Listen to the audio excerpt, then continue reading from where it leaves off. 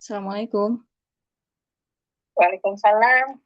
Waalaikumsalam warahmatullahi Waalaikumsalam warahmatullahi wabarakatuh. Sehat Umahat? wabarakatuh. Alhamdulillah, Alhamdulillah. Sehat. Alhamdulillah sehat Ini Bu Ani ya? Iya, Masya alhamdulillah. Allah. Baru bergabung lagi. Masya Allah, Ini angkatan pertama ini Bu Ani. Masya Allah. Iya, tapi nggak mau keluar. Masya Allah. Barakallahu fiik. Ini baru muncul lagi ya Bu Ani ya? Iya, itulah. Dengan kesibukan. Masya Ingat Allah. lagi nampak. Kebetulan nampak, alhamdulillah. Gabung lagi loh. Masya Allah. Makasih ya, Om. Iya, sama-sama ya, Ini Bu Ani ini suara saya pecah nggak Suara saya pecah nggak Enggak. Oh, pecahnya ke sini ya? Enggak, kalau di Zoom aman, Iya, Bu Ani ini usianya udah berapa, Bu Ani? 63. Masya Allah. Mendekati. Masya Allah. Tunggu panggilan lagi, Om. Masya Allah, subhanallah. Ya mudah-mudahan diberikan keistiqomahan ya ya. Sampai akhir hayat. Amin ya Allah. Amin ya Rabbal. Ya, sambil menunggu yang lain kita langsung aja ya Umahat ya. Ya, bismillahirrahmanirrahim. Assalamualaikum warahmatullahi wabarakatuh. Waalaikumsalam warahmatullahi wabarakatuh. Alhamdulillah. Alhamdulillahilladzi arsala rasulahu bil huda wa dinil haqq liyuzhirahu 'ala ad-dini kulli wa kafa billahi syahida. Asyhadu an la ilaha illallah wa asyhadu anna Muhammadan abduhu wa rasuluhu la nabiyya ba'da. Amma Rabbi shrah li sadri wa yassir li amri wahlul 'uqdatam min lisani yafqahu qawli. Kita buka kajian kita dengan baca Ummul Kitab Al-Fatihah. A'udzubillahi minasyaitonir rajim. Bismillahirrahmanirrahim. Alhamdulillahirabbil alamin. Arrahmanir rahim. Maliki yaumiddin. Iyyaka na'budu wa iyyaka nasta'in. Ihdinas siratal mustaqim. Shiratal ladzina Ya. Alhamdulillah pada kesempatan hari ini kita lanjutkan ya ya. Pembahasan tauhid ya. Sekarang lebih ke spesial ya. Spesial yaitu tentang syirik. Syirik ini lawan dari kata tauhid ya. Jadi syirik ini adalah lawan dari kata tauhid. Kalau seseorang bertauhid berarti orang yang syirik berarti kebalikannya. Ya, kalau tauhid itu mengesahkan Allah, nggak ada satu-satunya ilah ya sesembahan yang berhak disembah yaitu Allah, yaitu tauhid ya. Sementara kalau tauhid menduakannya. Menduakan itu bisa banyak makna ya Umahat ya. Bisa memang dia menyembah dua ya ketika dia mengakui Tuhan Allah menciptakan dia gitu ya, seperti orang-orang Quraisy ya. Tapi di sisi lain dia menyembah berhala. Nah, ini itu yang disebut dengan syirik akbar ya. Nah, ada juga yang di sisi lain dia menyembah Allah tapi memang dia tidak menyembah secara fisik ya, menyembah berhala enggak, tapi dia menuhankan tuhan-tuhan yang lain. Ya, ada yang lebih daripada Allah. Dia meminta misalkan apa ke dukun. Itu termasuk syirik akbar ya. Jadi menganggap ada yang bisa menolong dia selain Allah. Ya, dia menyerahkan dirinya urusannya kepada zat yang dianggap lebih kuat. Ya, ini juga termasuk syirik ya. Meskipun dia tidak secara kasat mata dia nggak menyembah berhala, enggak. Nah, ini masuknya kepada syirik akbar yang ini yang bisa mengeluarkan seseorang dari Islam. Ya, misalkan dia juga bernazar kepada selain Allah. Ya, ini nanti mungkin bisa kita bahas satu persatu ya Umahat ya. Mana yang termasuk syirik akbar, mana yang termasuk syirik kecil ya. Ya, syirik kecil adalah dosa besar ya. Kalau dosa besar berarti tidak mengeluarkan seseorang dari Islam. Tapi kalau syirik besar ya, tadi syirik kecil ya, tidak mengeluarkan seseorang dari Islam. Sementara kalau syirik besar ini mengeluarkan dari Islam. Ya, keluar dari seorang muslim ya, berarti dia musyrik. Ya, ini syirik yang tidak ada ampunannya ya. Nah, sebentar ya Umat ya.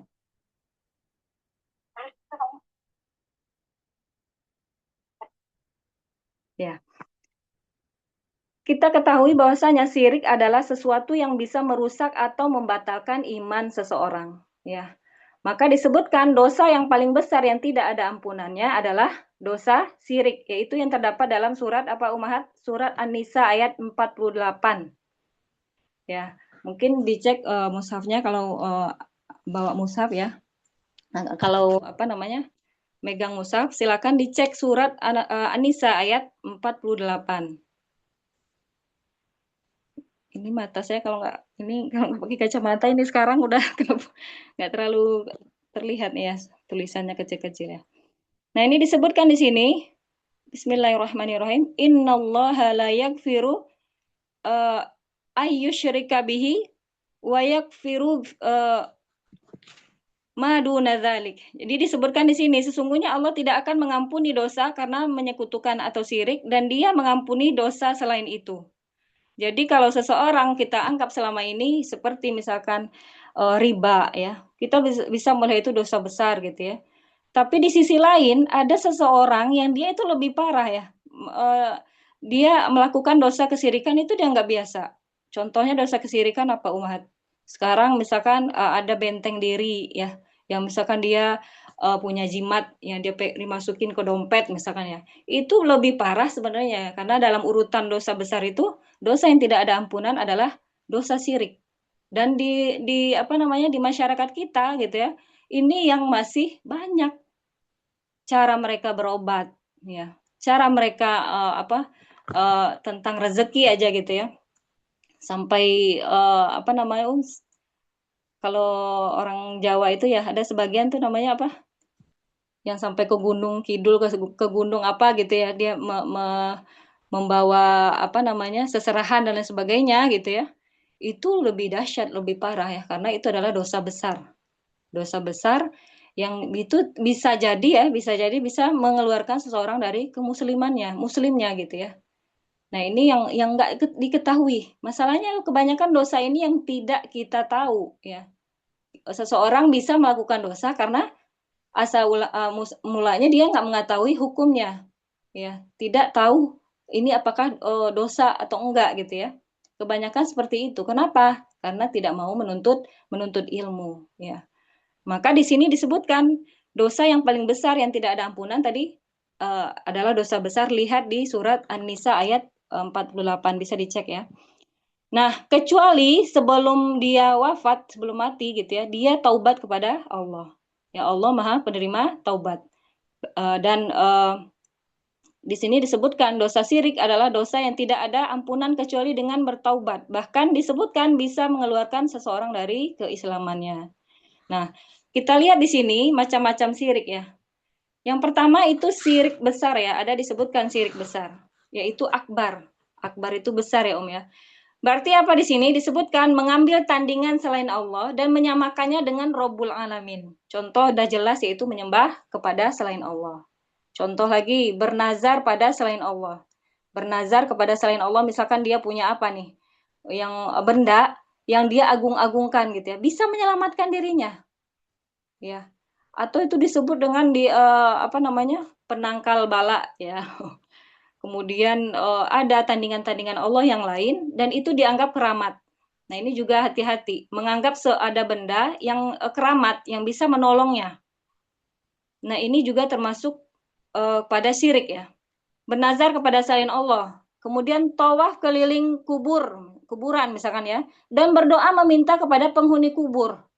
Ini juga banyak dan ini dilakukan oleh kita lihat ya di negeri kita gitu ya, di pesantren-pesantren tradisional, dan kami pernah menemukan dulu gitu ya yang masih menganggap apa namanya meminta kepada orang yang mati ya. Nah ini kan parah ya, meminta kepada orang yang sudah mati, penghuni kubur itu gitu ya, kemudian berdoa di sana, berdoa kepada orang yang sudah mati.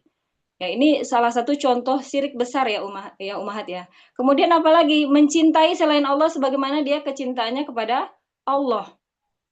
Jadi tadi ya, ada benda yang dianggap keramat misalkan ya. Ada benda yang dianggap bisa menolongnya, hati-hati. Kita khawatir masuk kepada syirik ini ya.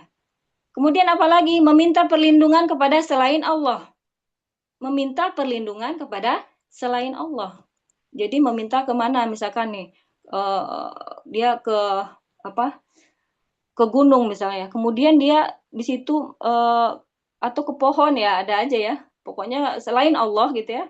Maka ini juga termasuk syirik akbar ya. Jadi apa namanya? Meminta uang ya, meminta kekayaan, meminta jabatannya naik, meminta ini dan itu semuanya gitu ya kepada selain Allah, maka ini termasuk syirik ya. Kemudian apalagi Umahat, menjadikan perantara selain Allah antara dirinya dengan Allah dan bertawakal kepada benda tersebut atau orang tersebut ya. Ada aja ya orang, ada yang menuhankan orang mungkin ya. Kan nggak tahu ya. Setan itu membuat tipu daya sedemikian rupa gitu ya Umahat ya. Nah, kita pahami dari zaman Nabi Adam ya. Nabi Adam disebut di dalam sejarah gitu ya, yang menjadi rasul pertama adalah Nuh, Nabi Nuh alaihissalam, bukan Nabi Adam. Karena disebutkan syariat yang turun ya pertama kali itu kepada Nabi Nuh ya. Ini yang saya pahami dan saya pelajari bahwasanya rasul pertama itu Nabi Nuh. Karena dulu umat ya manusia tidak ada yang apa namanya ya menyekutukan Allah ya. Semuanya ya di zaman Nabi Adam mentauhidkan Allah. Nah, pada zaman Nabi Nuh, maka orang-orang mulai menyekutukan Allah. Kenapa awalnya? Karena awalnya mereka melihat orang-orang soli gitu ya. Terus kata apa seton membuat tipu daya gitu ya. Kenapa nggak dibuat seperti patung gitu ya? Kata para seton. Kenapa nggak dipajang fotonya? Nah, maka dimulailah orang-orang ini mulai tergoda ya. Bisikan seton. Jadi orang-orang soli yang mati itu mereka bikin patung, mereka foto-fotonya dipajang. Kemudian setelah itu setan pun membuat tipu daya lagi. Itu sembah. Jadikan dia perantara antara dirimu dengan Allah gitu ya. Akhirnya minta kepada patung. Ya, maka pada saat itu Nabi Nuh ya diturunkanlah syariat kepada Nabi Nuh karena pada zaman itu manusia mulai menyekutukan Allah. Ya, padahal nggak ada sebelumnya manusia tidak menyekutukan Allah. Maka disebutkan dakwah yang paling lama yang dilakukan oleh seorang rasul, para nabi ya, yaitu dakwah Nabi Nuh. 990 tahun ya. 990 tahun berdakwah aja untuk menyampaikan mendakwahkan tauhid. Karena banyaknya manusia sudah melakukan kesyirikan. Ini jelas ya syirik langsung menyembah berhala gitu ya. Maka dari zaman Nabi Nuh dan seterusnya gitu ya, dakwah para nabi menyampaikan ya tentang tauhid. Ya, keutamaan mengesahkan Allah. Karena apa? Karena memang musuh-musuhnya adalah orang-orang yang syirik, melakukan kesyirikan. Maka dakwah para nabi disebutkan apa? Yaitu mendakwahkan tauhid pertama kali itu ya, tauhid. Mengagungkan Allah, mengesahkan Allah. Ya, karena kebanyakan mereka musuh-musuh para rasul dan nabi dan rasul adalah orang-orang yang menyembah berhala, ya, menyekutukan Allah. Ya, seperti Rasulullah SAW, yaitu orang-orang kafir Quraisy, mereka meyakini bahwasanya Allah yang menciptakan mereka. Mereka meyakini Allah yang menurunkan hujan, tahu ya. Wallahi katanya gitu ya. Sampai kita lihat di buku-buku sirah gitu ya. Ada kata-kata wallah karena mereka dulu mengakui bahwasanya Allah ya. Allah zat yang menciptakan. Tapi karena tadi ya, mereka menyembah berhala juga ya. Mereka menganggap ada tuhan-tuhan yang lain, maka inilah yang disebut dengan syirik. Menyekutukan Allah. Nah, kalau zaman sekarang menyekutukan Allahnya beda. Bukan seperti zaman dulu. Ya, sekarang banyak orang yang terkadang lebih menuhankan duit. Duit di atas segala-galanya.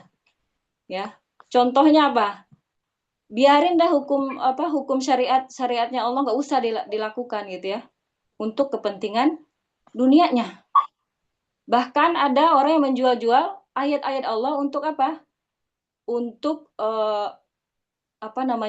dunia. Bahkan dulu ketika saya kuliah gitu ya, ada seorang yang liberal ya, liberal itu jil, kalau dulu jil ya. Kalau terus sekarang lebih lembut lagi, namanya itu Islam Nusantara.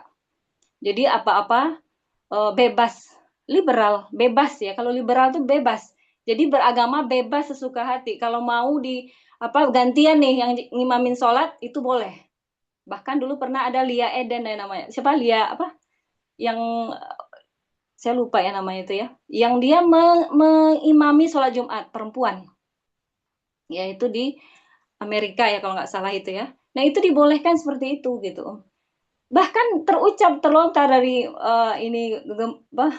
ininya dedekotnya gitu ya, mengatakan saya melakukan ini hanya untuk itu, cuan, duit, sampai sampai seperti itu. Kalau udah selesai katanya ya udah beres. Jadi dalam artian apa, dia melakukan itu untuk mengejar dunia karena ya semuanya pasti ada bayarannya ya. Mereka merusak misalkan para mahasiswa misalkan ya, ini ya contohnya, muslim atau muslimah diundang ya menjadi dapat beasiswa ke Amerika untuk belajar Islam misalkan ya. Jadi Islam yang mana belajar Islam di Amerika misalkan ya. Itu apa namanya, syariat-syariat itu udah berubah-ubah. Kemudian didakwahkan ke Indonesia. Nah, ini terjadi gitu ya. Apa? Berarti di sini apa? Apakah dia menuhankan ini uang gitu kan? Nah, ini kan bisa jadi ya, ini masuk kategori syirik. Dan walaupun itu mungkin bukan sampai kepada syirik akbar yang mengeluarkan dia dari Islamnya gitu ya, tapi dia lebih mencintai uang dunia daripada takut ya, takut dengan azab Allah. Ya, dengan menjual ayat-ayat Allah gitu ya. Dia mempelintir makna-makna ayat Allah atau yang disebut dengan dulu tafsir hermeneutik namanya ya.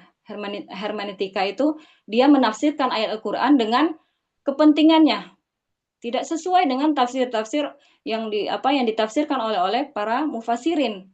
Ya seperti Ibnu Katsir rahimahullah gitu ya. Kemudian banyak Imam yang Jalalain ya, Jalalain itu kemudian tafsir-tafsir ulama-ulama salafus sholih itu nggak sesuai, jauh gitu ya, jauh dari apa yang mereka tafsirkan. Nah ini kan berarti di sini mereka menjual ayat-ayat Allah untuk duniawi ya, untuk apa dari tadi ya, untuk menuhankan ada ilah-ilah yang lain, Tuhan-Tuhan yang lain yang dianggap lebih penting. Ya, ini kan bahaya ya. Pemikiran yang serba boleh, membolehkan ya. Ini boleh, itu boleh, padahal ini sudah diharamkan ya, jelas misalkan ya. Maka hati-hati ya dengan seperti ini. Ya. Kemudian ada yang disebut dengan syirik kecil. Syirik kecil itu asghar ya. Disebut syirik kecil dalam dalil, namun tidak sampai derajatnya syirik akbar atau mengeluarkan seseorang dari Islam. Contohnya apa, Contohnya ria. Ria ya. Ria itu melakukan sesuatu untuk pujian manusia atau melakukan sesuatu untuk pengakuan atau untuk pujian manusia atau mengharap imbalan manusia, itu disebut dengan ria. Ria itu disebut dengan syirik tersembunyi. Ya, syirik khafi ya, disebut tersembunyi, samar gitu ya. Padahal dia melakukan sesuatu itu untuk pujian ya, bukan untuk melakukan sesuatu karena Allah.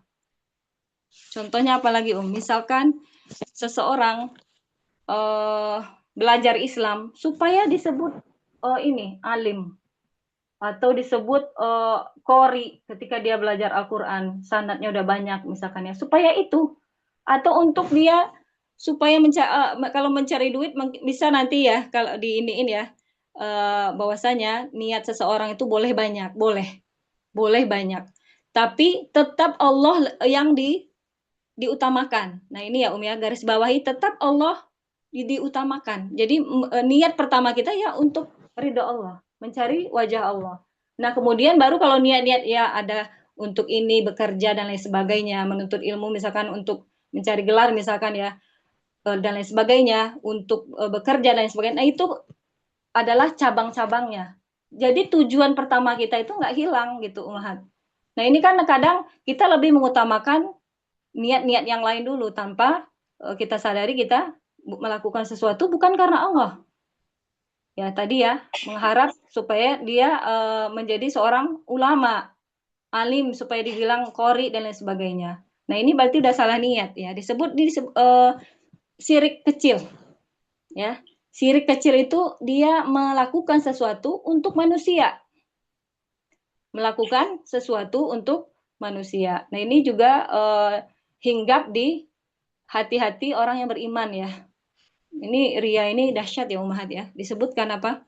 Ria ini lebih parah, lebih dahsyat daripada fitnah Dajjal. Kenapa? Kalau Dajjal itu munculnya sekali di ujung, di akhir. Sementara ria ini dia bisa hadir setiap hari, ya. Bahkan dia muncul ketika seseorang beramal dia muncul gitu ya. Dan ini ada sebuah kisah gitu ya. Seorang ustadz di sini disebutkan seorang ustadz ini gitu ya Umahat, dia mengisi kajian temanya tentang ikhlas. Nah ini agak ini ya ceritanya ya. Jadi si ustadz ini ya ceramahnya benar-benar memukau gitu ya, membuat para audiensnya ini gitu ya tertarik terus terkesima gitu ya dengan materi yang disampaikan gitu kan.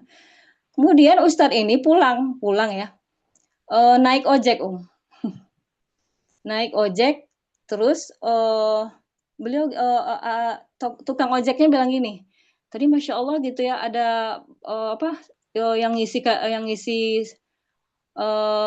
materinya gitu ya, pengisinya luar biasa ya gitu kan.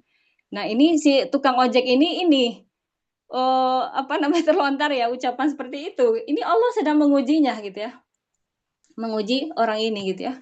Terus apa? Ini orangnya yang bercerita ya, Ustadz ini yang bercerita, Jadi dia dalam hatinya itu aku gitu ya. Sampai di antara apa perang batin ya, antara keikhlasan dan ingin dipuji. Nah, ini dalam hati itu udah berkecamuk ya. Ini itu aku loh, itu aku sampai dalam hatinya tuh ya nggak usah dikasih tahu, bisa jatuhnya nanti ujub dan lain sebagainya gitu ya. Maka pada pas ini turun ya si Ustadz ini gitu ya. Akhirnya Pak dia bilang gini, oh, Pak gitu ya ke tukang ojeknya gitu ya. Tadi tahu nggak yang ngisi itu saya. Terus kata tukang ojek apa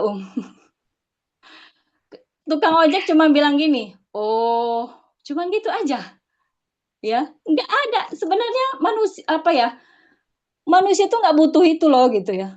Seseorang ketika dia memperlihatkan dirinya wah hebat gitu ya, ingin dipuji dan lain sebagainya, manusia nggak butuh itu ya sampai sampai dikatakan cuman oh doang oh gitu ya. Maka di sini justru manusia itu nggak suka ya melihat orang-orang yang dia meskipun dia orang hebat dan lain sebagainya, ketika dia membanggakan dirinya, ya dia melakukan sesuatu bukan karena Allah ya karena tadi ya akan ini gitu ya terasa ke orang-orang di sekitarnya gitu ya. Nah ini manusia itu nggak butuh itu ya, nggak butuh pengakuan diri kita oh kita hebat dan lain sebagainya, emang nggak butuh. Paling ya pujian itu sebentar aja gitu ya, dan itu nggak sampai membuat mereka terkesima ya. Sebagaimana di zaman dahulu ya, ulama-ulama itu banyak yang menuntut ilmu kan, banyak sebenarnya ulama-ulama besar ya. Tapi yang naik, yang besar namanya itu hanya beberapa. Seperti Imam Syafi'i ya. Sampai disebutkan Imam Syafi'i rahimahullah mengatakan, kalaupun orang membaca bukuku gitu ya, dan tidak orang nggak tahu siapa aku gitu ya, nggak masalah bagiku gitu ya. Maksudnya tuh ya terserah gitu ya, mau tahu siapa yang menulisnya dan lain sebagainya, nggak peduli gitu ya. Tapi ada ulama yang sampai seperti ini ya, ucapan mereka gitu ya, para ulama salaf, mereka mengatakan harus baca buku ya, bukuku gitu ya. Tapi siapa yang naik? Yang naik nama siapa? Nama Imam Syafi'i rahimahullah. Yang orang-orang yang menganggap diri yang mereka juga ulama, mereka juga menuntut ilmu, mereka nggak naik namanya itu ya. Karena apa? Karena mencari pengakuan manusia dan manusia nggak butuh itu. Ya. Dan nggak naik namanya, nggak naik-naik. Justru Allah menaikkan orang-orang yang rendah hati. Orang banyak ya di antara para ulama yang mereka belajar juga sama-sama berguru kepada gurunya gitu ya. Yang naik namanya itu adalah orang-orang yang menyembunyikan dirinya. Sementara ada yang ulama, ada ya jenis ulama yang seperti itu gitu ya Om, yang mereka pokoknya maunya kajiannya aja apa majelisnya aja yang banyak gitu ya, kemudian bukunya aja yang harus dibaca. Nah itu ada yang seperti itu gitu ya. Nah tapi yang naik siapa? Ya orang-orang yang Allah kehendaki. Karena apa? Tulus lillahi ta'ala. Jadi orang-orang yang ikhlas ini balasannya luar biasa. Luar biasanya Allah berikan di dunia juga, apalagi di akhirat. Sementara orang-orang yang ria, hanya dia apa yang dia inginkan aja di dunia. Sedikit aja yang dia dapatkan gitu ya. Sementara orang juga nggak butuh itu sebenarnya untuk mengakui kehebatan orang tersebut gitu ya. Maka disebut di sini apa namanya dahsyatnya ria itu lebih dahsyat daripada fitnah Dajjal. Ini ulama yang menyebutkan ya Umar ya. Kenapa disebut dahsyat? Karena fitnah Dajjal datangnya sekali ya di akhir zaman, sementara ria ini menggerogoti bisa setiap hari. Ya, menggerogoti manusia setiap hari. Dan ini yang harus kita waspadai, apalagi orang-orang yang punya kelebihan seperti kelebihan harta, kelebihan ilmu. Pokoknya yang kelebihan ya. Maka ini Allah akan mengujinya. Apakah dia benar-benar lillahi ta'ala melakukan sesuatu gitu ya. Misalkan bersedekah ya di antara keluarganya dia yang paling kaya. Kemudian dia menganggap oh kalau bukan karena aku gitu ya nggak mungkin kayak begitu. Nah ini hati-hati ya. Terus apa ungkapan-ungkapan yang semisalnya ya. Jadi menganggap diri hebat ya karena kelebihan yang Allah berikan. Justru kelebihannya akan menjatuhkannya.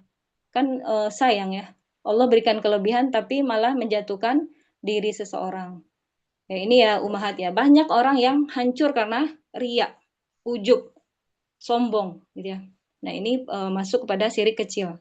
Syirik kecil ini dia menganggap ada apa namanya itu melakukan sesuatu bukan karena Allah. Ya. Kalau kita lihat dari perbedaan dari syirik kecil dan besar, kita pahami bahwasanya syirik besar itu membuat pelakunya keluar dari Islam, kekal di neraka. Sedangkan syirik kecil tidak. Nah, syirik yang dilakukan kalau tidak bertaubat ya umahat ya. Di garis bawahi ya. Kemudian syirik besar menghapuskan seluruh amalan. Sedangkan syirik kecil hanya menghapus amalan yang terdapat pada syirik itu aja. Ya, hanya menghapus amalan yang terdapat pada syirik itu aja ya, nggak sampai seluruh amal. Kemudian syirik besar tidaklah dimaafkan kecuali dengan taubat. Sedangkan syirik kecil berada dalam kehendak Allah, masyiah Allah. Ya, sedangkan syirik kecil berada dalam kehendak Allah, yaitu jika dikehendaki Allah bisa mengampuni, jika tidak ya Allah menyiksanya. Ini perbedaan syirik kecil dan besar. Kemudian bagaimana kita cara membedakannya? Apakah itu syirik kecil atau besarnya? Maka dapat dilihat dari dalil. Nah, balik lagi ke dalil atau ayat-ayat atau hadis ya. Dalil itu adalah ayat Al-Qur'an atau hadis yang mendukung pendapat tersebut. Misalkan ya, disebutkan dalam hadis sesuatu yang dikhawatirkan menimpa kalian adalah syirik kecil. Dalam hadis itu disebut adalah riya ya atau beramal untuk pujian. Kemudian kalau syirik dalam hadis disebutkan juga ada syirik dalam bentuk nakiroh atau nakiroh itu kalau dalam bahasa Arab tidak ada alif lamnya gitu ya. Jadi ini harus belajar bahasa Arab berarti ya. Nakiroh itu yang ada tanwinnya. Tanwin ada kata yang dia ada tanwin di situ disebut nakiro belum jelas ya. Seperti dalam hadis disebutkan sesungguhnya mantra-mantra, jimat, pelet gitu ya. Itu adalah syirik. Ya, ini adalah syirik kecil. Masuknya kepada kecil, mantra-mantra, jimat dan lain sebagainya ada masuk kepada syirik kecil. Kemudian yang dipahami oleh para sahabat dari dalil bahwa perbuatan itu termasuk syirik kecil yaitu sahabat yang dipahami oleh para sahabat bahwa itu adalah syirik kecil, yaitu mereka misalkan kita dapat dari Umar bin Khattab ya radhiyallahu an, beliau mengatakan ini syirik kecil misalkan ya. dalam masalah dalil A, B, C gitu ya. Maka para sahabatnya yang lebih paham untuk memahami dalil tersebut. Apakah dia termasuk syirik kecil ataupun besar. Berarti di sini penunjukannya apa? Syirik kecil atau besarnya dilihat dari pemahaman dalil. Kalau pemahaman dalil berarti kita harus belajar dari guru ya. Apakah ini termasuk besar ataupun kecil. Nah, kemudian syirik itu ada 3. Ya, ada syirik uluhiyah, yaitu beribadah seperti berdoa kepada orang mati. Yaitu uluhiyah ini syirik dalam beribadah.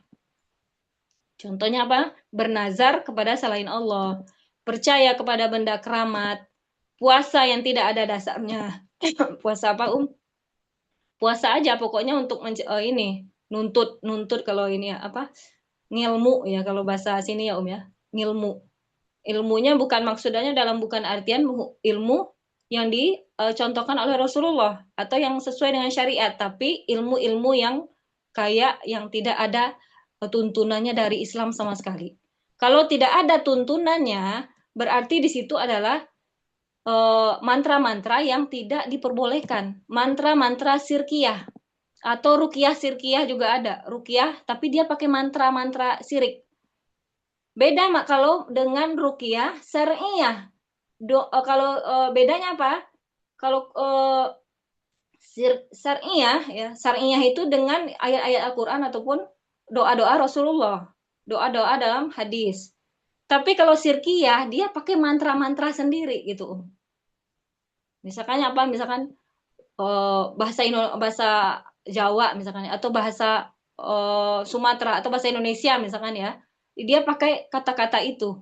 Nah, itu hati-hati, itu berarti mantra atau jampi yang mengandung unsur syirik.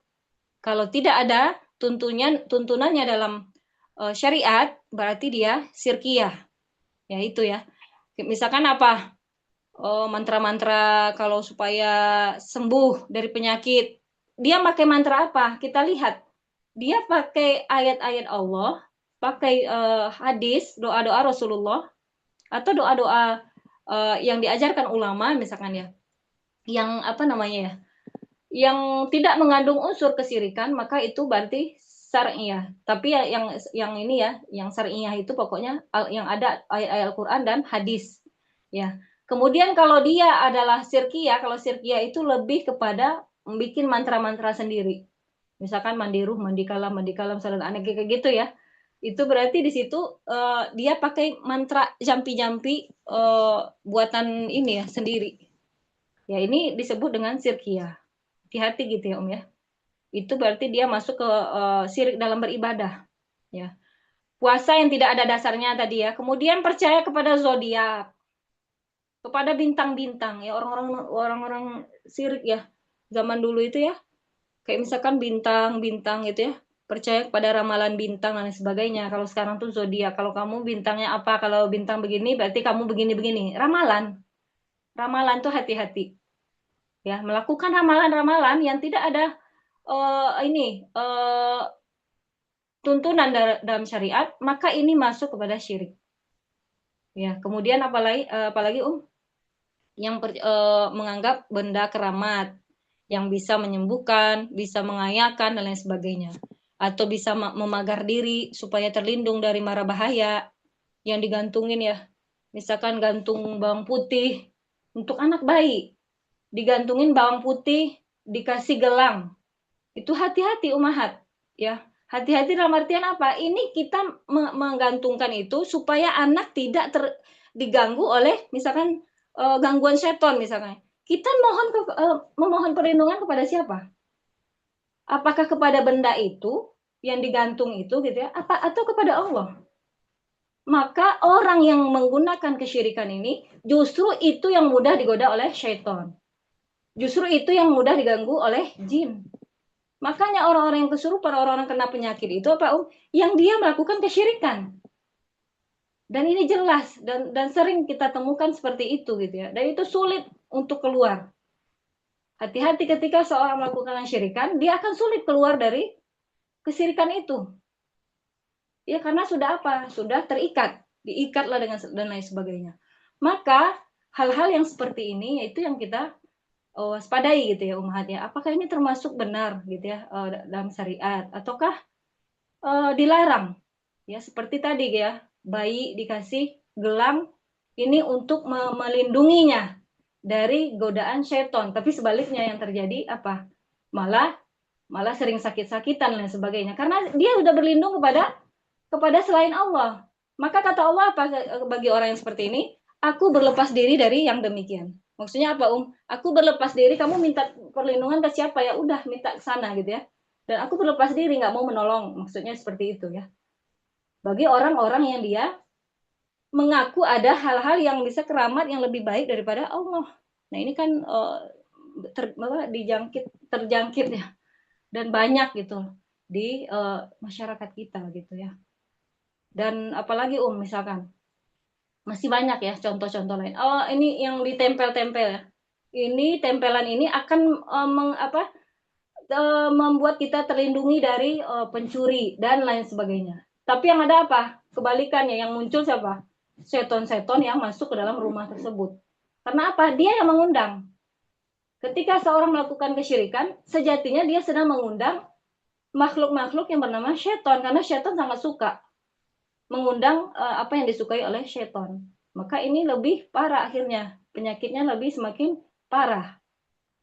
Dan suami saya rahimahullah, beliau bisa meruqyah orang lain. Bisa meruqyah, bukan tukang ruqyah bukan, tapi orang sering minta tolong gitu ya Ummahat ya. Dan itu ditemukan keris ya. Itu ketika masuk rumah itu aja suami cerita gitu ya. Rasanya nggak enak gitu ya, perasaan nggak enak ketika masuk rumah itu yang ditempel segala macam, ada keris dan lain sebagainya gitu ya. Maka ketika suami bilang gitu ya, saya akan mau meruqyah rumah ini kalau semuanya dikeluarin. Jadi barang-barang tempelan-tempelan semuanya dibakar, kemudian keris gitu ya, itu kalau bisa dibakar dulu. Kalau enggak beliau nggak akan mau.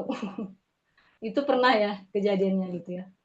Pernah anak ini orang-orang ini ya di daerah Bogor dulu gitu ya, perutnya buncit gitu ya anak ini. Pas ditelusuri yang melakukan kesyirikannya siapa? Kakeknya. Anak ini nggak bersalah. Yang kena adalah orang yang dicintainya gitu ya. Perutnya buncit, buncit gitu ya sampai dia tuh kesakitan dan itu bertahun-tahun lamanya. Maka pamannya menghubungi suami saya gitu ya di daerah Puncak ya kalau nggak salah itu ya. Kemudian pas di kesana gitu ya, itu kata suami ya, yang tadinya nggak ada yang datang gitu ya melihat anak ini, itu banyak tamu berdatangan dan itu nggak tahu dari mana. Saya merinding. Dan itu nggak tahu dari mana pas suami di situ gitu ya, nggak tahu dari mana yang datang gitu ya, tapi pengen lihat anak itu gitu ya.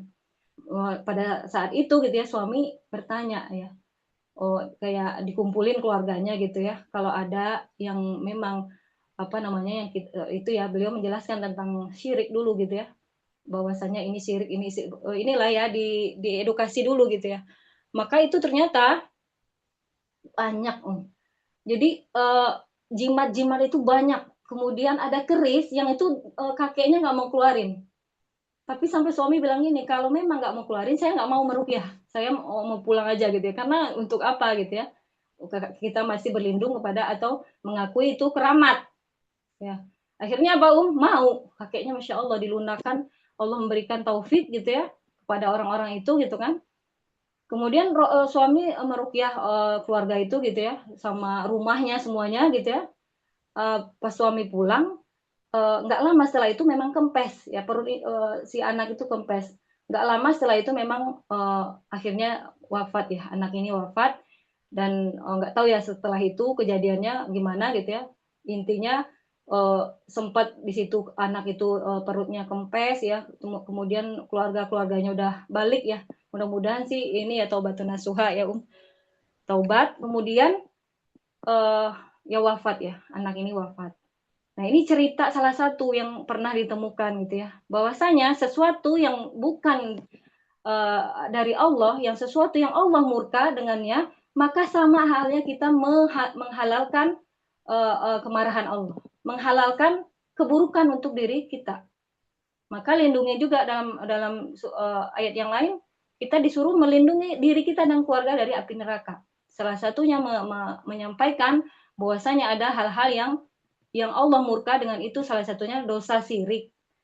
Syirik yang ini banyak dilakukan oleh kaum muslimin sendiri. Karena apa? Salah satunya tidak tahu hukumnya, nggak tahu ini begini ya. Karena tadi ya, dosa itu kebanyakan dari ketidaktahuan. Maka dicari tahu hukumnya apa, boleh nggak gitu ya. Kemudian syirik rububiyah, yaitu meyakini kepada selain Allah yang bisa melakukan perbuatan Allah. Ya berarti ada yakni yang memberi rezeki. Ya rububiyah itu berarti kan perbuatan Allah ya. Kalau tauhid rububiyah berarti lebih ke perbuatan Allah. Allah yang menciptakan, Allah yang memberi rezeki, Allah yang menurunkan hujan, Allah yang memberikan perlindungan, yaitu rububiyah. Nah, dengan kalau syirik rububiyah berarti meyakini bahwasanya ada yang bisa berbuat seperti Allah. Contohnya memberi rezeki, sesajen ke gunung gitu ya. Ini membawa kambing, membawa apa gitu ya, sembelihan dan lain sebagainya untuk mendapatkan kekayaan misalkan ya, untuk jabatannya naik. Nah, ini namanya syirik rububiyah. Dia ada merasa atau meyakini ya, ada zat lain selain Allah bisa melakukan hal yang bisa dilakukan Allah. Ya contohnya apa tadi, memberi rezeki, menurunkan hujan, ya sampai ada yang seperti itu, terus mengatur alam semesta. Ya waktu siapa dulu lupa yang ada dia punya remote apa tuh hujan ya, siapa ya lupa. Nah ini berarti dia mengakui bahwasanya ada yang bisa melakukan perbuatan seperti Allah, yaitu rububiyah ya masuknya. Kemudian ini dilakukan juga oleh ahli kitab ya, menyembah patung dan lain sebagainya. Kemudian ada syirik asma wa sifat, yaitu menyamakan sifat Allah dengan zat yang lain. Berarti dia meyakini ada makhluk lain yang serupa dengan Allah. Contohnya sifat yang sama dengan Allah apa? Tukang sihir. Yang dia mengetahui perkara yang goib. Dukun. Misalkan hilang uangnya Dia kehilangan, dia datangnya dukun. Dia pergi ke dukun, tolong di mana ya barang itu berada sekarang, tolong. Nah ini ya, hati-hati umahat. Ini juga masuk kepada syirik. Karena dia memohon pertolongan kepada si dukun atau tukang sihir tadi yang tahu perkara goib. Ya, padahal dalam Al-Qur'an jelas di surah An-Najm, di surat banyak ya, itu yang ketika seton mencuri dengar percakapan malaikat ya di langit gitu ya. Itu kan dilempari sama bintang ya, bintang berapi. Sampai mereka turun ke bumi, seton ini, para jin ini, jin-jin dari seton ya, dari kalangan jin ini, dia sampaikanlah kepada manusia. Oh, itu di situ tuh gitu ya. Nah, ini terkadang ada benar, tapi banyak dustanya. Karena apa? Dia cuma mencuri dengar jin ini gitu ya, kemudian dilempari oleh bintang berapi, bintang api gitu ya. Mereka langsung wah gitu ya, hancur gitu ya, sampai ke bawah ke bumi. Mereka buat cerita. Kadang ada benar, kadang salah. Nah, ini masuknya kepada syirik. Ya, ini mereka silakan lihat di surah An-Najm ya. Di ini buka surat An-Najm terus ditadaburi ya. Di situ mereka dilempar-lempar sama binatang bintang ya, bintang berapi. Nah, ini dilakukan oleh para tukang sihir ataupun para dukun yang mengetahui perkara yang goib. Padahal mereka nggak tahu. Ya, mereka nggak tahu sedikit pun perkara goib, karena Allah sebutkan langsung dalam Al-Quran yang tahu perkara goib itu adalah Allah. Ya, dan Allah hanya memberikan sedikit pun ya, sedikit itu dengan kayak misalkan tentang masalah kubur ya, alam kubur dikasih sedikit ya pengetahuan tentang itu, dan nggak seluruhnya. Nah ini kan berarti menyamakan sifat Allah dengan sifat tadi ya manusia dengan sifat Allah, kan bahaya ya. Dan Allah murka karena masuknya syirik ya, menduakan Allah ya. Kemudian kalau kita lihat dalil-dalil ya, ini baru saya sebutkan dalilnya syirik besar, yaitu syirik berdoa kepada selain Allah. Itu ada di dalam surat Al-Ankabut ayat 65. Saya bacakan artinya aja ya umat ya. Maka apabila mereka naik kapal, mereka berdoa kepada Allah dengan memurnikan ketaatan kepadanya. Maka tatkala Allah menyelamatkan mereka sampai ke darat, tiba-tiba mereka kembali menyekutukan Allah. Ya, Ketika dia naik kesulitan, dia meminta tolong tuh sama Allah. Ketika Allah menyelamatkan, dia malah berbalik arah, menyekutukan Allah kembali. Ini di surat Al-Ankabut ya. Kemudian contoh berdoa meminta kepada Nabi, berdoa meminta kepada orang-orang solih yang udah mati ya. Kalau meminta doa kepada orang yang masih hidup boleh. Misalkan meminta doa ke ibu kita ya, mendoakan gitu ya supaya sukses, itu kan boleh gitu ya. Atau meminta kepada orang-orang solih minta didoakan, itu boleh. Yang nggak boleh meminta doa kepada orang mati. Ini jatuhnya jadi syirik. Ya, ini yang dibedakan gitu ya Ummahat ya. Kalau minta doa kepada orang hidup itu boleh. Itu namanya berdoa kepada minta tawasul ya. Supaya orang ini bisa mendoakan kita gitu ya. Kemudian kalau berdoa kepada orang mati, maka ini hukumnya jatuhnya syirik ya.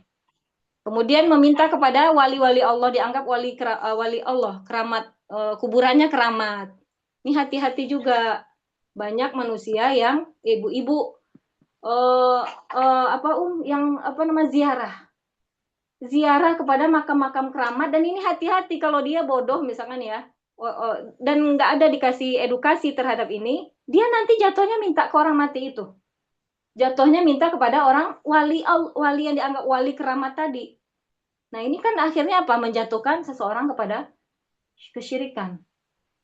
Karena ketidaktahuan. Dia ziarah ikut-ikut gitu ya. Tapi nggak misalkan kalau ziarah ya silakan, nggak ada yang melarang gitu ya. Siapa sih yang melarang ziarah? Tapi yang dilarang itu adalah meminta kepada orang yang di dalam kubur itu, keramat ya. Dianggap itu keramat. Wali Allah yang keramat gitu ya. Kuburannya keramat. Nah, ini minta kepada itu akhirnya apa? Jatuh kepada syirik. Nah, ya, semuanya dengan ilmu ya Ummahat ya. Kemudian syirik dalam niat. Nah, ini ya, tujuan. Itulah yang disebut dengan riya tadi ya. Contohnya apa? Enggak, ini yang syirik akbar ya, misalkan apa? Menyembelih kurban ditujukan untuk bukan kepada Allah, tapi kepada jin, penunggu pohon misalkan ya. Atau penunggu jembatan, kepada jin. Jadi diserang ada aja ya orang yang menyembelih hewan gitu ya untuk ditujukan kepada jin. Atau saya nggak tahu juga itu apa sih namanya Ummahat yang di laut itu ya, di pinggiran laut itu disembelih ditujukan kepada orang yang penunggu laut itu gitu ya. Nah, ini saya kurang tahu juga ya yang jelasnya gitu ya. Ya, ini berarti apa? Jatuh kepada syirik niat. Tujuannya sudah bukan karena Allah, tapi bernazar atau berkurban kepada selain Allah.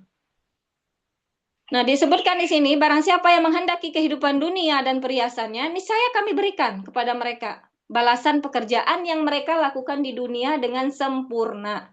Dan mereka di dunia itu tidak akan dirugikan. Tuh, ya disebutkan kalau kita niatnya dunia, apa-apa untuk dunia, bersedekah untuk supaya duitnya banyak, Allah kasih benar gitu ya.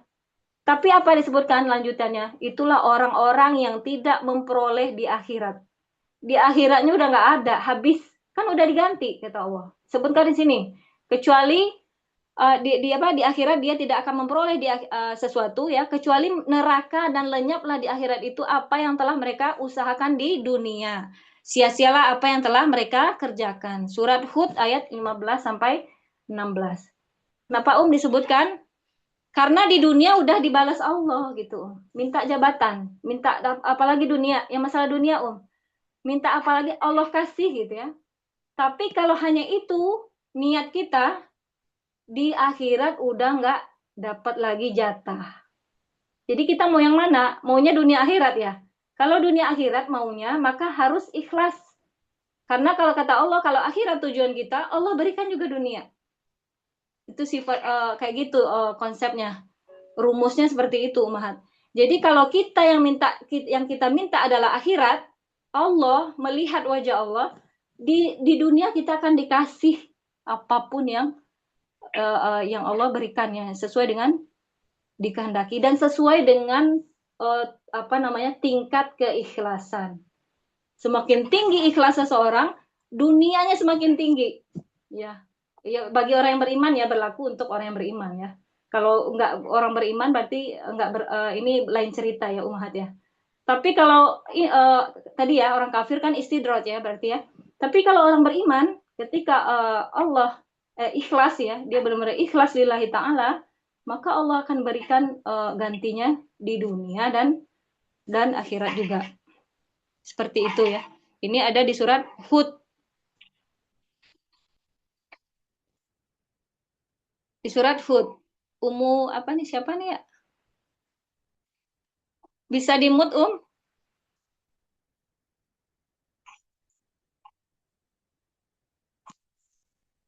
Kemudian yang ketiga, syirik dalam ketaatan, yaitu menjadikan selain Allah sebagai pembuat syariat. Yaitu dalam dalil atau bahaya 31. Yang artinya mereka menjadikan orang-orang alimnya, rahib-rahib mereka sebagai rob mereka. Ya, contohnya siapa? Isa Al-Masih, ya, Nabi Isa ya, bin Maryam. Disebutkan padahal mereka hanya disuruh beribadah kepada Allah yang Maha Esa, tidak ada ilah selain Allah ya, yang benar selain Allah, Maha Suci Allah dari apa yang mereka sekutukan. Jadi mereka menyembah nabi mereka sendiri ya. Dianggap Tuhan ya, Tuhan anak, Tuhan bapak, Tuhan ibu, Tuhan ini gitu ya. Nah, itu berarti trilogi itu ya, yaitu dia sudah masuk kepada musyrik. Padahal mereka ahli kitab. Ahli kitab itu berubah menjadi musyrik, bukan ahli kitab lagi. Kalau ahli kitab kan masih di ini ya, kalau masih ada kemurnian apa ahli kitab yang murni gitu ya, itu kan ini ya, boleh misalkan menikahinya, misalkan ya, seorang laki-laki bisa menikahi perempuan ahli kitab misalkan ya. Ahlul kitab ini adalah orang-orang yang benar-benar masih murni menyembah Allah, tapi sekarang mereka nggak begitu masalahnya gitu ya, sudah menjadi orang yang musyrik. Nah, ini surat At-Taubah ayat 31. Kemudian syirik dalam cinta.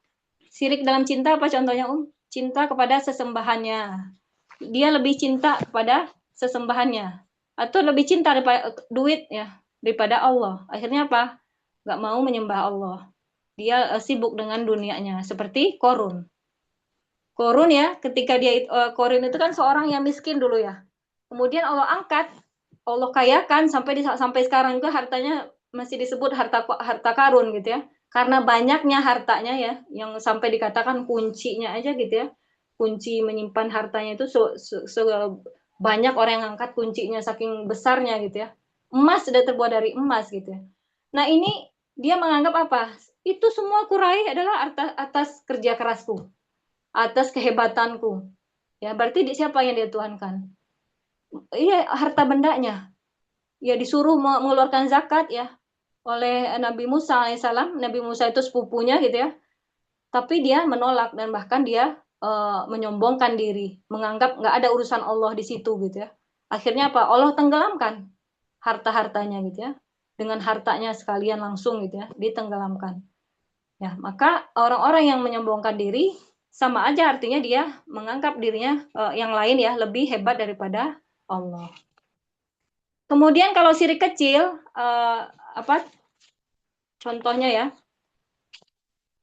Dalil-dalilnya, yaitu syirik zahir, yaitu yang tampak berupa ucapan. Contohnya bersumpah dengan nama selain Allah. Dalam hadis disebutkan, barang siapa yang bersumpah dengan selain nama Allah, maka ia telah berbuat kufur atau syirik. Bersumpah demi matahari gitu ya, atau demi bulan, atau demi apa gitu ya, demi bapakku gitu ya, demi bapakku, demi ibuku ya. Nah, ini berarti dia bersumpah bukan atas nama Allah, bersumpah dengan selain nama Allah. Maka ini disebutkan dia sudah melakukan kesyirikan. Kemudian memakai jimat, yaitu dalam hadis dalilnya ya, jika beranggapan jimat sebagai penyerta saja yang menolak bahaya dan yang menolak bahaya adalah Allah, maka ini syirik kecil. Tapi bila dia mengakui bahwa jimat inilah yang memberikan dia keamanan, maka inilah yang disebut dengan syirik besar. Nah, ini beda ya, tergantung kepada niatnya. Kalau dia masih menganggap Allah yang bantu dia, tapi dia menganggap nih jimat ini hanya penyerta, nah itu masuknya syirik kecil. Tapi kalau dia menganggap betul-betul jimat itulah yang menolongnya, maka masuk kepada kategori syirik besar. Yaitu dalam hadis apa disebutkan barang siapa yang menggantungkan tamimah, jimat, maka ia telah berbuat syirik. Hadis riwayat Ahmad. Ya, hati-hati ya yang ada jimat apapun, bentuk batu kayak cincin atau apapun, keris yang dianggap keramat, hati-hati ya. Lebih baik dari hari sekarang disingkirkan ya, atau dibakar-bakarin, Ya kita nggak tahu ya, mungkin ada di keluarga besar mungkin yang masih melakukan kesyirikan ya. Kemudian yang ketiga, perkataan dan ucapan yang mengandung kesyirikan. Contoh, nah ini ya. Ada bentuk ucapan yang mengandung kesyirikan ternyata, Dan ini samar. Sampai dikatakan oleh Ibnu Abbas radhiyallahu anhuma mencontohkan ucapan syirik yang samar yaitu seperti apa? Demi Allah dan demi hidupmu wahai fulan, ya. Demi Allah dan demi hidupmu wahai fulan. Berarti di sini menggandengkan Allah dengan makhluk. Ini kata Ibnu Abbas radhiyallahu anhuma, ini adalah masuk syirik samar. Terus apa lagi, Kalau bukan karena anjing ini, tentu kita didatangi pencuri-pencuri itu. Kalau bukan karena anjing yang kecil ini nih yang menolong kita, mungkin kita udah diinin sama pencuri nih. Nah, ini kan bahaya ya. Atau kalimat seperti ini. Kalau bukan karena dokter itu, aku kayaknya nggak sembuh gitu ya. Kalau bukan kamu yang nolong aku nggak tahu harus gimana gitu ya. Nah, itu udah hati-hati ya. Perkataan yang seperti itu hati-hati. Atau apalagi ungkapan yang lain. Kalau bukan pertolonganmu, aku nggak tahu harus bagaimana gitu ya. Kalau bukan perlindungan, banyak kata-kata ungkapan yang dia nggak sadari, dia masuk kepada syirik. Dia menuhankan, seperti menuhankan orang itu akhirnya gitu ya. Tapi meskipun dia nggak menuhankan, tapi ucapannya gitu ya, ucapannya menganggap orang itu sudah berjasa dan itu berlebihan. Bahkan disampaikan oleh Ibnu Abbas radhiyallahu anhu itu nggak boleh masuk kepada syirik. Ya, jadi hati-hati ketika mengucapkan kalimat yang itu ada kata-kata kalau bukan, hati-hati ya. Jadi ganti ya. Semuanya atas karunia Allah. Ya. Atau disebut kalau ketika Nabi Sulaiman apa? Hadza min fadli rabbi. Ini adalah karunia dari Allah Tuhanku, gitu ya. Atau apalagi ketika dipuji, Masya Allah la quwata illa billah. Atau dalam surah Al-Kahfi itu disebutkan Masya Allah la quwata illa billah. Atau Masya Allah la haula wa la quwata illa billah juga boleh. Itu ketika dipuji. Semuanya Allah, atas kehendak Allah gitu ya. Kita bilangnya gitu. Jadi ketika seseorang mengucapkan lisan, kata-kata, kalimat yang mengandung unsur-unsur tadi ya, terlalu berlebihan memuji seseorang, ini berarti khawatir ya. Ya, seperti seseorang kena ain. Ya, kena ain misalkan karena apa? Terlalu ada orang yang memujinya gitu ya. Akhirnya dia kena ain. Ya berarti apa tadi? Karena Allah nggak sudi ya. Maksudnya tuh ada zat-zat lain yang bisa memberi kesempurnaan seperti Allah. Makanya disebutkan Masya Allah. Masya Allah, tabarakallah, Masya Allah, barakallahu fiik. Ya, jangan langsung wah gitu ya. Bahkan ada benda ya, sampai dikatakan benda pun bisa kena ain, pecah lah gitu ya. Saking berlebihan memuji. Bagus banget gitu ya. Nggak lama habis itu pecah. Bagus banget gitu ya. Nah, ini hati-hati kalimat-kalimat yang tidak menyandarkan kepada Allah, maka kena ya.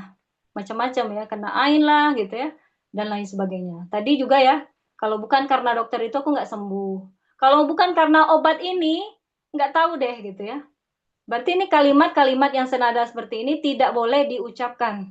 Ya karena apa? Karena kata Ibnu Abbas radhiyallahu anhu, beliau mengatakan contohnya tadi ya, itu masuknya kepada syirik. Atau kalau bukan karena apa ya kebaikanmu dan lain sebagainya, engkau nggak ngasih aku nggak tahu deh ya, aku nggak tahu harus seperti apa lagi gitu ya. Ini kan berarti hati-hati ya. Kemudian apalagi atas kehendak Allah dan juga kehendakmu, kata-kata seperti itu ya. Jadi menyetarakan antara Allah dan makhluk juga hati-hati. Ya. Dan ada kalimat kalau saya baca di tafsir Ibnu Katsir itu ada kata wa ya. Wa itu kata dan. Wa kalau dalam bahasa Arab itu kan dan ya. Kalau dan itu berarti dia menyetarakan antara makhluk dan Allah. Tapi dengan seperti apa? Dan juga ya. Berarti itu turunannya, maksudnya bukan menyetarakan. Itu seperti itu ya. Sampai seperti itu ulama untuk berhati-hati menjaga kalimat yang keluar dari lisannya. Maka Nabi SAW berkata bersabda, apabila seorang dari kalian bersumpah, janganlah dia mengucapkan atas kehendak Allah dan kehendakmu. Akan tetapi hendaklah ia mengucapkan Masya Allah, summa syafa'a. Apa ini ya? Enggak kelihatan ya, afwan ya Umat. Ini disebutkan atas kehendak Allah dan kemudian kehendakmu. Ada kata kemudian, summa. Summa itu kemudian gitu ya. Ya, ini kemudian syita ya. Ini kurang jelas ya, afwan Umat. Kemudian yang kedua, yang tadi yang pertama tentang lisan kalimat ucapan. Kemudian yang kedua mencela waktu angin dan hujan. Contoh, disebutkan dalam hadis Rasulullah SAW bersabda, Allah Ta'ala berfirman, manusia menyakitiku, kata Allah. Dia mencaci maki masa, waktu ya, yang Allah turunkan, yang Allah berikan, ciptakan. Padahal aku adalah pemilik dan pengatur masa atau waktu ya. Akulah yang mengatur malam ya. Yang mengatur malam kata Allah, kemudian dan siang menjadi silih berganti ya.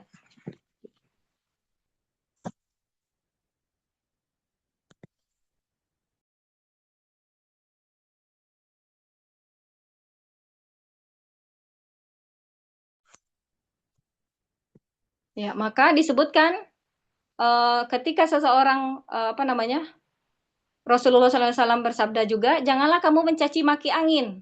Ya, contohnya apa? Contoh kalimatnya seperti apa, Bencana ini bisa terjadi karena bulan ini adalah bulan Suro, yaitu malam atau ini malam Kliwon gitu ya. Dan sejenisnya gitu, ya. Ini gara-gara bulan ini nih, sial. Aku sial deh tiap bulan ini. Nggak tahu ya, tiap hari ini sial terus. Nah, ini hati-hati. Kalimat yang menunjukkan bahwasanya kita mencaci bulan, mencaci waktu. Nah, sampai Allah mengatakan hambaku menyakitiku. Ini hadis sahih Bukhari dan Muslim. Jangan pernah kita mencaci waktu, jangan pernah mencaci cuaca. Kemudian apalagi kata-kata apa yang tidak diperbolehkan? Sialan gitu ya. Gara-gara angin ribut kita gagal panen.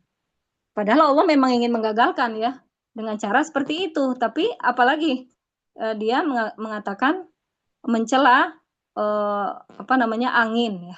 Sebutkan mencela angin. Kemudian apalagi? Hujan lagi. Aduh gitu ya. Kayak dia menggerutu ya. Enggak ridho. Padahal hujan itu rahmat. Ya. Maka orang-orang yang mencaci, memaki masa, ya mencela masa atau waktu atau bulan atau cuaca gitu ya, maka disebutkan di sampai Allah berfirman dalam hadis qudsi ya. Kalau hadis qudsi itu adalah redaksinya Rasulullah, tapi itu langsung firman Allah ya. Di hadis sahih Bukhari Muslim disebutkan manusia menyakiti aku. Ya, sebutkan Allah yang sampai berkata seperti itu ya. Kita nggak tahu ya Allah sedang berkata seperti itu ya Allah.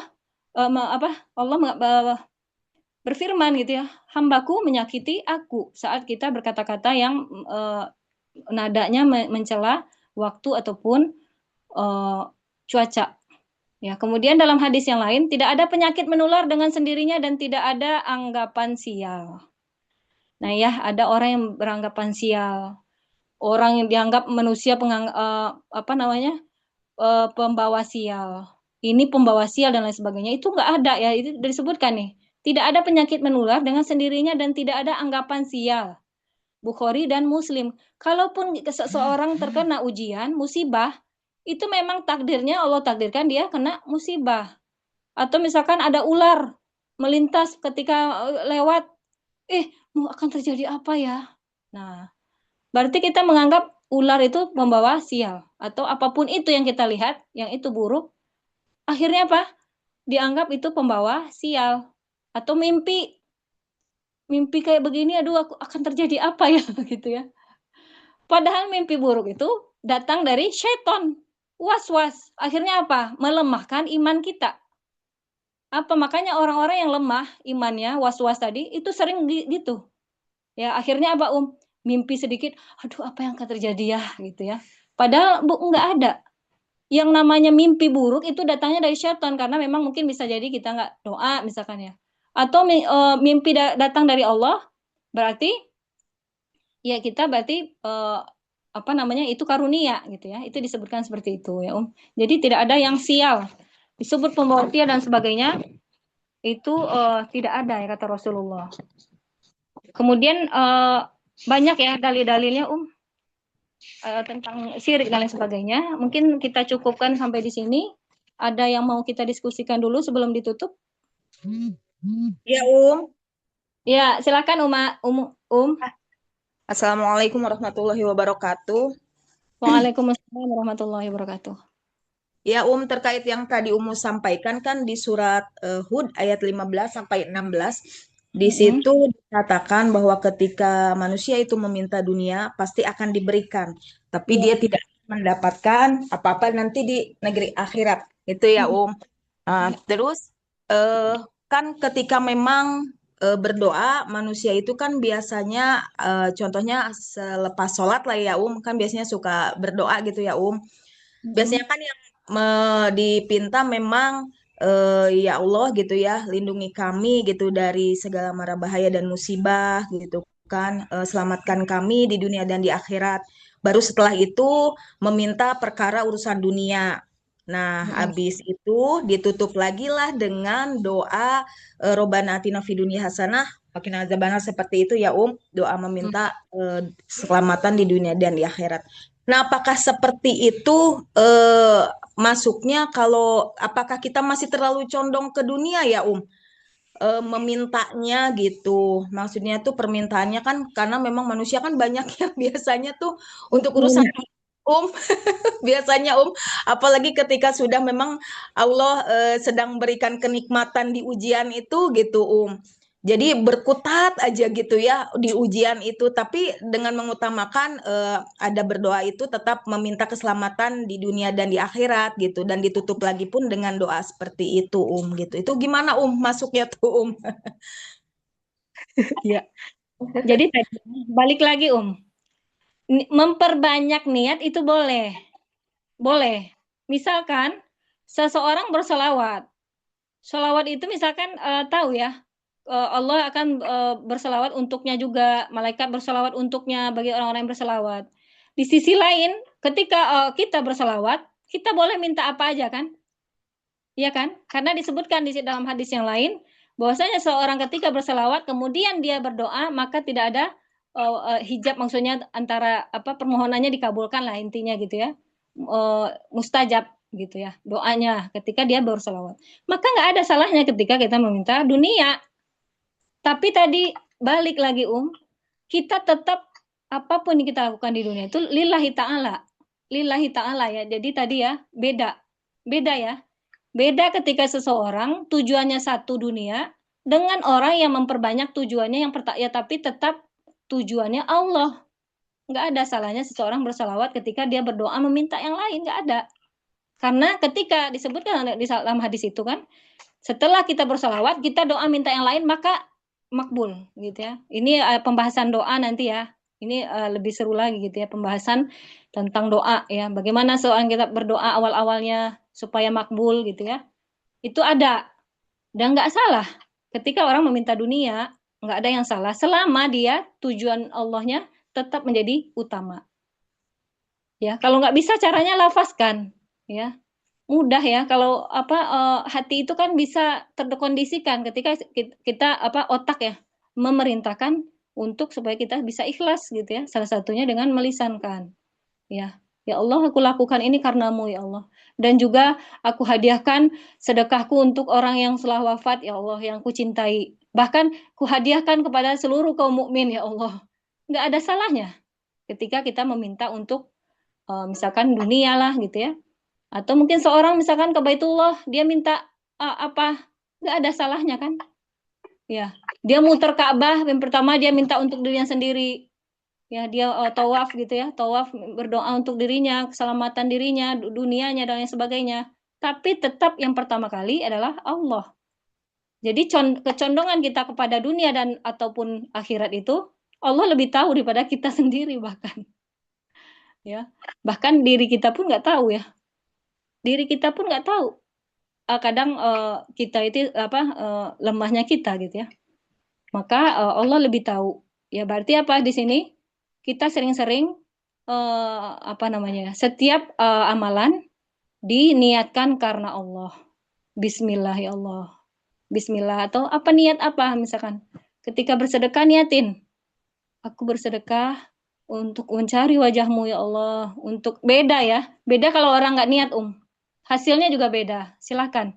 Hasilnya tentu akan berbeda ketika orang punya niat yang ikhlas daripada dia ya kayak rutinitas gitu ya. Kayak rutinitas akhirnya nilainya tentu tidak akan sama dengan orang yang memulai dengan bismillah. Seperti itu ya Ummahat ya. Gimana Ya, jelas, cukup. Syukron, Alhamdulillah.